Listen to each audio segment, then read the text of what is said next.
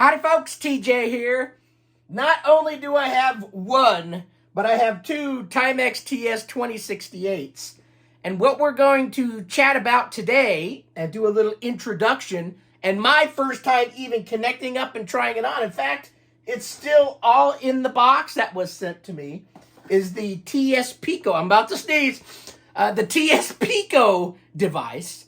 So I thought what we would do for the start of the video is kind of thumb through the booklet that came with it before connecting anything up so I don't fry something or blow something up. And we'll get familiar together with what this Timex TS-Pico is all about. I think it's going to bring some new fun life to this computer. In fact, one of the reasons why I don't use it as much, and it's my first, technically, it came in around the same time as my Omni laptop that I purchased, which is a Speccy 128 in a little laptop version. This came in at the same time, but I actually did my very first Speccy video with the Timex model. I'm so happy to own not only one, but two. The reason I have two here is because the second one I purchased, I'll show you the back of it, and it's the reason I brought my original one out, even though it's noisier. It gives this little noise when you turn it on. I don't know if it's the speaker inside or what it is. I'm using the composite monitor jack out. That doesn't sound too good. It's a little different than the other word. Anyway, let me show you the back of this, because it was pretty well, nicely done, but hacked on the back. You'll see there's two additional ports. I promise one day I will pop this thing open and I'll take a picture of the board so maybe somebody that knows better what it is. But there's a RCA style jack and either a serial or maybe it's an old, CGA port for a monitor. I don't know. Maybe if I take a picture of where it's connected, somebody will go, oh yeah, that's going to the circuitry of the video or the sound or whatever. But it's different, and this one is dead quiet. Although when you play a game, you hear the noise, so the speaker's on, but it's nice and quiet. It sounds good, where this one gives a noise. So I don't know what's going on with that, but I decided it's best if I'm plugging in some cards to plug it in the one that hasn't technically been modified. That way I don't blow something up, and then at a later time, after we figure out what's in this one, we'll connect up all these Pico devices to it and test it out. But first, the set comes with a wonderful little booklet. It looks very similar to the style of the Timex Sinclair 2068 user booklet. And it says Timex Sinclair 2068 Personal Color Computer Pico Interface User Manual. This morning, before even getting all this stuff together, I watched the video. There is one video on YouTube, and it's in one of those AI voices, so it doesn't sound like a human, but kind of does. This is the Pico device. It's a little different than mine.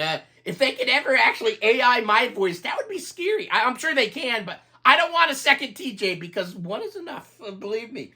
Anyway, let's look at the booklet together so we can get our bearings kind of straight and how everything goes together. We're not going to read it together fully, but I wanted to show you some stuff and also read off. When you open this manual, it has some information on it. And inside, it says David Anderson, author, TimexSinclair.com.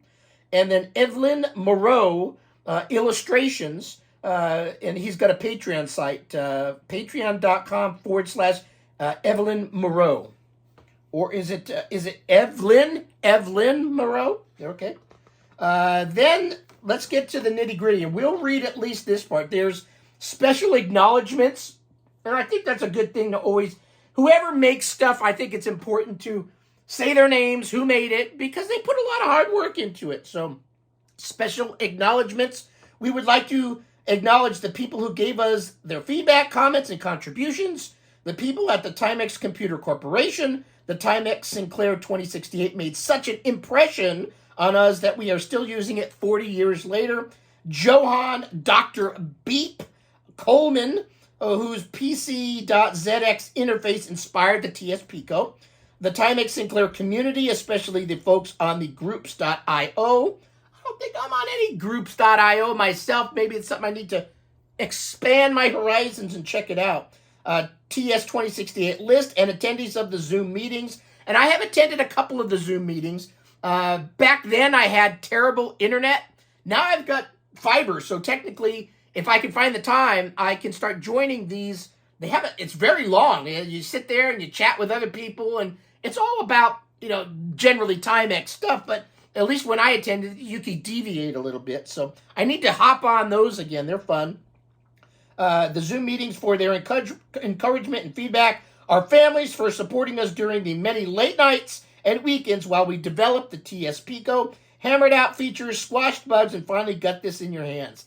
Isn't that cool? Have you ever been part of a group from the heyday 70s, 80s where computing was so fresh and you're rushing a new product to a show like a Comdex or an Atari World or whatever you're going to, and you get there and it's not working, and you're working until the wee hours of the night to get it working, and you just get it working in time for the show, and there's always that glory story at the end that we got it right on time and we went to the show and plugged it in and hoping it still worked. That's kind of like this, they're reliving those days, so that's cool. I like that. Table of contents. So there's not tons of pages in here. There's 30 some odd pages. Let's look.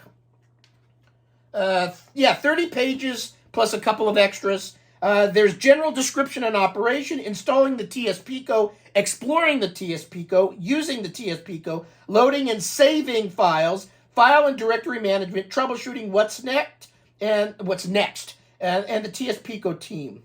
And so let's hold this here. So I just, where was I going to go with this?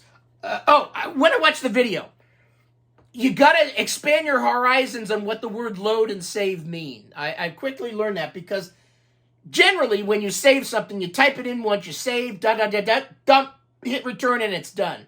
Here, the word save, it may look out of context when you're typing what you're about to do, but it's in context to the way the device works. So we'll cover that a little bit later, but expand your horizons. Load just doesn't necessarily mean you're loading a game and that's it. There's other times you're going to use the word load when you type something in. Hopefully that made sense. So anyway, the general description, it thanks us for using, maybe I should read a little of this so you know what the TS-Pico device is. This is going to be a long video, so if you're bored of just somebody like me chatting, maybe this video is not for you, but in general, we will get to what we're trying to get to. Thank you for selecting the Timex Pico interface, or the TS-Pico, as we like to call it. The new interface was developed for the Timex Sinclair 2068 computer. It is user-extensible interface to the Raspberry Pi Pico and a digital file format solution. That's what's so cool about this. Reason, and I said it before, that I didn't really use this as much because I only had one cartridge. Loading cassettes is laborious. I mean, I did it a few dozen times, but it takes a while, so you tend not to use it if it drags on too long. I did not have any interface to quickly load tap files like I do on some of my other computers, Speccies. So it tended to sit in my back room and only periodically come out. This is going to change that. This is going to allow me to load things quicker, and maybe I'll use it more because really, compared to the original Speccy, this is a little bit more of a dream. Even though the chiclet keyboard is similar, it feels a little different to me, and I could see me typing something on this more compared to the original Sinclair Spectrum. Although I did code my complete first game, Invasion of the Cloud People, on the Omni laptop, which was the dead flesh same kind of keyboard. So this device is programmed by MicroPython. The TS-Pico allows you to save and load programs from tap files. And tap is you get giggly when you're a little boy. Oh, I'm going to go tap that. I'm going to tap it. Or you got to tap for beer. It's tape. It's tape files, but we call it tap files on an SD card. It features 512K of flash memory, some of which holds its advanced operating system, and some of which is available to you, as well as 512K of static RAM, all of which is available to you. The TS-Pico is difficult but not impossible to break. We do not recommend making electronic or programming modifications. We'll end that there. What's fun is, they do have, and this must be, the illustrator says it's Evelyn. I'm going to say Evelyn. It's got fun little drawings, and the installing the Pico, it tells you what to do. And remember, there's a little addendum that says, make sure there's no cartridge in here when you're plugging in stuff. It does have some pretty pictures. So there's a picture of a real TS2068 with telling you how to plug this in. It talks about the Raspberry Pi. There's push buttons on here. Here's one of the illustrations. One of the things, I learned to program my first game from reading the Timex Sinclair 2068 manual and a Speccy 128 toast rack manual. Together, those two allowed me to, and I love just the design, little graphics, little people. I love the design of the Timex booklet. So fun little pictures. It shows you a breakdown of what the PC board may, show you where the stuff is so you can analyze it and see what it's all about. Talks about the two big chips, jumpers. There are jumpers on here that you need to tinker with if you're going to, change things. Talks about the SD card slot. Talks about using the Pico. And this is where it talks about the load and save. Load and save. So let me quickly read it. So the TS-Pico uses the load command to perform the following operations. Load or mount a tap file. Print the contents of the current working directory. Print the contents of the mounted tap file. Print the path to the current working directory. So I'm stuttering, but when they were showing the video, he basically had to type in load, quote, TPI. You have to put the TPI command in front of everything, and then the name of the file, and then a secondary load of double quotes to actually then load said file. So it's like load. You're kind of double stepping a little bit. So for the load part, that seemed logical to me. The save is what threw me off a little bit, because I saw them typing the word save for a lot of things, and the save command for instructions that aren't directly related to loading files. So changing the working directory, you have to type in the word save. Creating a new subdirectory, you have to save. So you wouldn't think you would have to type in save before everything, but you have to. Deleting a subdirectory, you're typing in save. So that kind of contradicts, right? Save, but delete. Save, delete. Save, delete. That's what was... Okay, I get where they're going, so you're going to type in save. Navigate through the tap file. Unmounting a tap file. Again, save, unmount. Save, unmount. You're unning, you're nunning. You're knowing something, but you're saving it. So it's a little bit different. So you got to get your mind in a mindset. Maybe it makes logical sense to you, but to me, I've got to change my mode a little bit and switch between physical tape and TS-Pico. So you'll be using a load and save quite a bit. Another fun little illustration of a little girl, it looks like, or an older girl, but it says, okay. She says, okay, loading a mount tap file, displaying the path. A lot of the commands are similar to what you're used to if you've ever been in a command line interface. dir obviously gives you a directory. Path gives you a path, and so on. A CD, you change directory, change your working directory. Tapdir, list files inside of a tap. Another fun FFW and REW. That looks like forward and reverse or rewind. Here's another fun image. Again, I'm not going to cover every single scenario of what this is all about, but I just wanted to show you a few of the fun illustrations and pictures. They're just fun. I love that kind of stuff.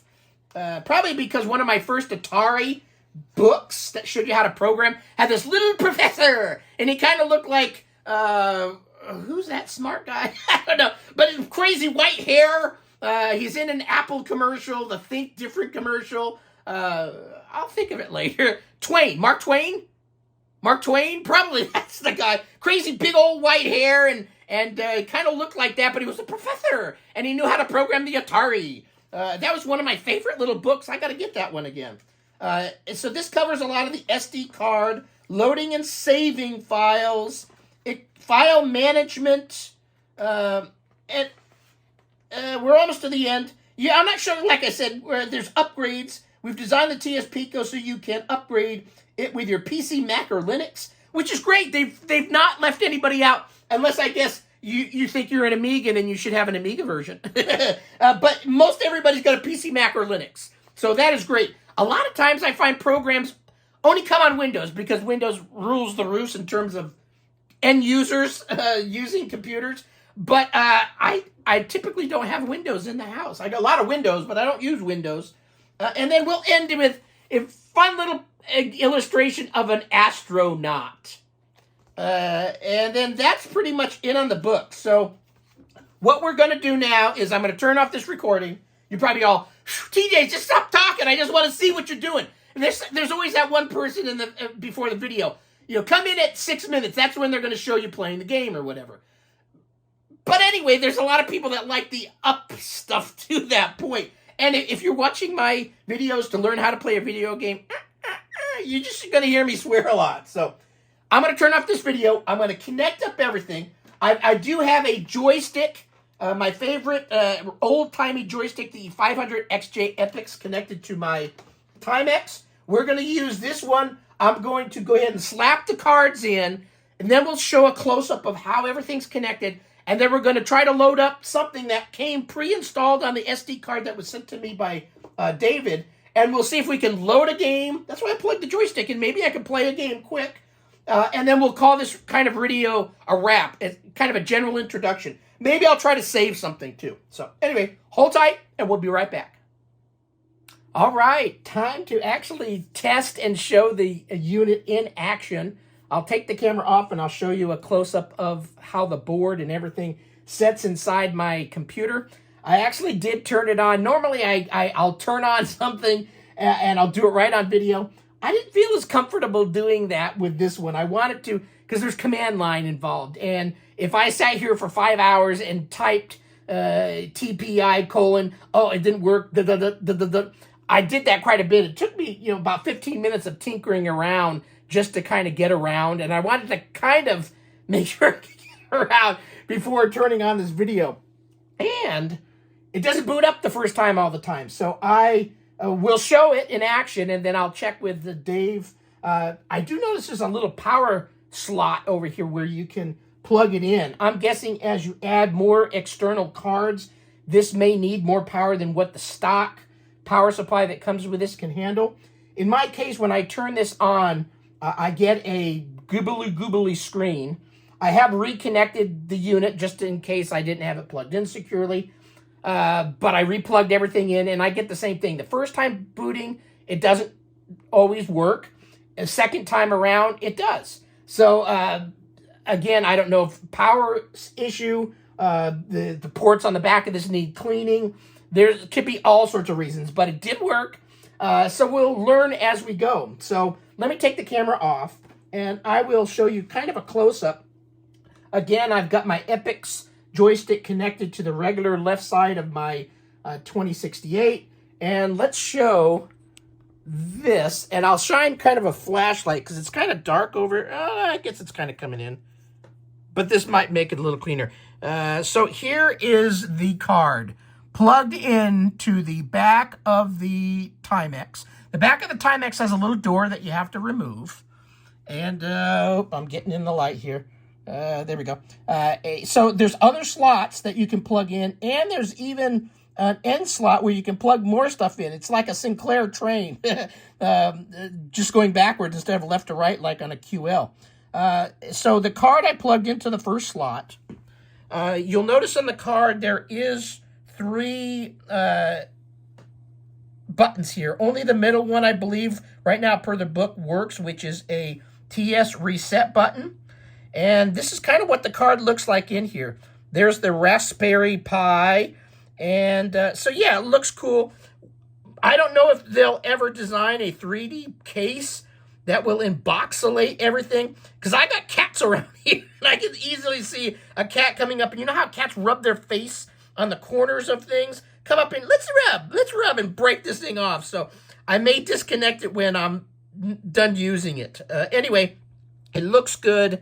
I've got my, composite cable plugged in, power supply, and that's it. So that's basically what the card looks like plugged into the back of the Timex 2068. So let me put this back up here, and then we're going to turn everything on and show you what I experience. So let's get this back on my tripod. That should work. All right. Am I recording this thing? Yes, I am. Okay, so let's turn this off. I've got the SD card also, and you'll have noticed when I was a close-up, there's a little micro SD card in there. So we're going to turn this on and select the AV port, and we're going to go ahead and turn it on. So 1, 2, or 3, 2, 1. So I get this jibber washer. So you've got 3 big bars. The light on here, you know, is blinking on the Pi. The red light's down there. I wonder if red means issue. I'll have to read and find out what the red light, because I think that actually, does it turn green if I remember? So let's turn it off. You could try to hit the reset button. Maybe I'll try that in the future. I've used reset a couple of times, but I feel weird pushing buttons when everything's turned on. But they're there, so let's turn it on now. Green light on that. The bottom one is still red, so I guess it stays red. So there you go. This is the official screen it's supposed to boot up in. I do notice the hiss from here seems like it's changed locations a little bit. It's not as frisky. It's not as noisy. Let me focus in on the screen so that comes in cleaner. And so there's a lot of typing that goes on in here. So this is the screen that you're greeted with. And you'll know that the card is working because there's this bottom 2023 Timex Pico interface. Cool. So I'm going to hit the enter key on the keyboard, and I'm going to go off camera here. Oh, I'm going to sneeze. Okay, so you get the regular good old K prompt. So what I'm going to type in here, and I have to remember where all the symbol shift and everything is. Every keyboard's different. They have to screw with you, right? So symbol shift. No, I had to load first. So the J key on here is load. Symbol shift P to get the quotes. TPI, you have to say, hey, Tico, Tico, Pico, and then a colon, which is symbol shift Z. Like how I'm just used to now saying Z for Z most of the time. And then dir for directory, D-I-R. Symbol shift P for the end quote. Return key. This went steady green for a second. And there you go. I've got the path, the directory, the info on the SD card. There's letters A through M and a readme.tap. Let's try to do the readme. So let's see if I remember how to do this. This is where you have to type in the, I think, is it save or load? See, I'm already getting confused. Save. There's a save you have to do when you're changing the directory. So I don't think so. I think this is just a regular. Oh no, I better go look. Load. You know, it's load. It's load. So see, you have to get your mind wrapped around the load and save thing. So there is some typing. It's not move the joystick around, click. Maybe at some point somebody will design something that can do that. That would be a neat user interface that you just load up that and then you can use click and clank the rest of the time. That might be a cool thing. But anyway, so J for load, quote, whatever I was going to do the readme. And you always have to type in TPI, colon, and then readme. And it's case specific. So if there's a capital R in there, you have to do capital R. In this case, it's all lowercase. So read me, symbol shift period, which was on the M, dot TAP, and then end quote. And it says, okay. So just, okay, I did that. So now do we need to run it or load it? I think you actually have to now do the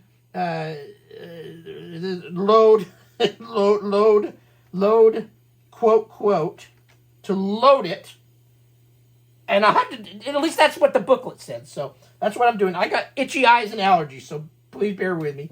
Load. Okay, now run, which is just hit the R. And there you go. You got to read me. Welcome to the TS-Pico. We hope you enjoy using it. We have worked hard to bring it to you and continuing to work on improving it. What you gonna do to improve it? Make this joystick so when it loads up a user interface, it just move around. Because some command line jockeys, I'm not one, that's for sure. But I'll get used to it, I think. Please join the TS-Pico email list or the groups.io. I have to join that. TS2068 list to stay up to date on future improvements. Enjoy. So voila, I've done that. Okay, so now what I want to do I have to reset to load something new? I don't know. I reset before, so I'm just going to hit return and print. Oh, this is it's got the I hit return and it's got the program. This is what the program did. It loaded this. Okay, how do you? I'm just going to hit the reset button. Let's see what happens when I hit the reset button. Reset, and there we're there. Okay, cool. So now I'm going to sneeze again. Oh, allergies are bad. They were really bad yesterday. Okay, so what do I want to do? I want to do a dir again. So load, you bear with, load, quote, TPI colon dir, just to see where the hell we are. And we're back to square one. Okay, I want to play Frogger. That's what I want to do. So you've got an A through M directory. So I'm going to bring that up. So at this point, let me grab the book. I want to, is this where I need to type in the, it's still load. So I'm going to, no, is it load? No, I want to change directory. So this is where you have to move your mind. Okay, I'm changing directory, which means save. So I'm going to hit the S for save. And then I have to do, quote, TPI, and then colon, CD space A. I don't know if you have to do caps. I don't think I did caps before, but I'm going to do that. A, and then I have to find the minus sign, which is symbol shift J, M, capital M. I don't think you have to do it for the directories because it worked before, but I'm just doing it because I'm on camera. Oh, did I focus in on the screen? Hopefully that was coming in clear enough. A through M, end quote. Okay, and now I want to look at the directory. So I think we're going to do a load, quote, TPI, colon, dir, and voila. See, you have to move your mind around. Load, save, load, save, load, load. So I've got it's not in alphabetical order, but all those letters apparently go A through M. I want to load up F. So save, I'm getting smart here, save the TPI, colon, F as in Foxtrot. Wait, no, I'm changing directory here. TPI, I got to do the CD. CD space, F as in Fox, quote, okay. And then we're going to do a dir, oh shit. Erase, delete, okay. Load, quote, TP, see, a lot of typing here. TPI, colon, dir, and there you go, all the F's. Ferrera's not in there, but there's Frogger. And this is where you'll see the F's are capitalized, so when you load it, you need to do it right with a capital F. So now you're going to do we're going to try to load Frogger. J, which is load, quote, TPI, colon, capital F, Frogger, dot, TAP, oh shit, I forgot the dot, oh shit, I did an M, period, oh shit, symbol shift M, there we go, TAP, colon. Okay, now this is where you have to load it again. You have to do a J load, quote, return. And there's Frogger. Now, this is going to be hard to see. The sound is very faint. That's this computer. Let me try to shimmy the camera in here a little bit. Oh, shit. Just so you can maybe hear it. Okay. I mean, it should be picking it up. And I'm going to focus in on the screen. We're going to play around a Frogger. So I've got my joystick here. Oh, shit. P to play. So I've never played Frogger. I didn't play it before. I just wanted to make sure I loaded it. I'm going to hit P to play. P. How many players? 1. Music, absolutely. There's Frogger, Ready Player One. And there's a time clicking down. Okay, there's my frog.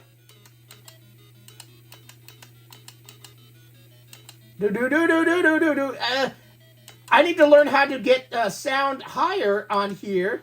Oh shit, I went in the water. You got a skull and crossbone. Okay. Where's the frog? Okay, there it is. Jam like a Dickens. Okay, here comes a log. Jump on the log. Jump up. Oh, shit! Son, I didn't even make one in there. Come on, ribbit.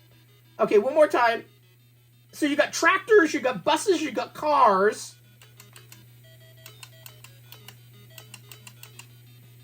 Oh, some of these disappear. Oh, come here. Hurry up, you big old log. Oh, shit. Oh, shit. Okay, I can make it. Hey! Bonus points, 430. Oh, there was the fly. I missed the fly. You can see the video is not great. That's, I need to, and I'm hoping they create an expansion board for this to go out to HDMI or VGA, and I can use an adapter to go VGA to HDMI, because my video quality is quite poor.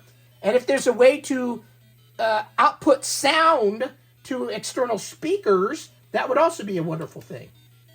Now, I don't know if I plugged in an external speaker into the port on the back of the computer for not the ear, but the other one, the mic, if that would send out sound through that. I don't know. Oh, I died. Game over, player one. Now let's see where it ends. There you go, Frogger. 780 points. Roger, P to play. So I successfully, let's pan out. I successfully loaded for the very first time and played for the very first time. Oh, you can see all my stuff over there. It's a little bit of a mess over in that corner. That's what happens when you have a lot of retro computers. You have to shimmy and find space as best as possible. So there you go. I think we're going to wrap up this video because it's already like a half hour. It works. A little hiccupy when I first turned it on. I'm not getting it to boot all the way. Second time's a charm. Is that a power issue? Is that some other issue? Or when you turn it on, do you supposed to hit the reset button afterwards? Kind of like the ZXHD device. When you first turn on your computer, you have to then hit a reset and then it boots up. Anyway, success.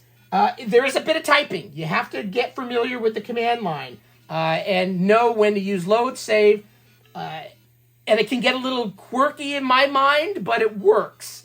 So, cool. This is awesome. I have so many games to now explore and play. I've never played that many games on this. In fact, I think what I'll do, I've played my Invasion of the Cloud People Speccy 48 version game on here before. So maybe I'll put it on the SD card. They recommend I could take this SD card, slap it in my computer, slap a program on there, bring it over here and try to play it. So maybe my next video will be saving for the first time and then also loading my own game, getting a little bit more familiar, showing you the ropes of this and changing paths and directories. I did a little of that this time around, but this shows you the capability of this device. And there's extra slots that we can plug other things in. I'm hoping for some VGA to HDMI or just HDMI for better video, because this is terrible for me.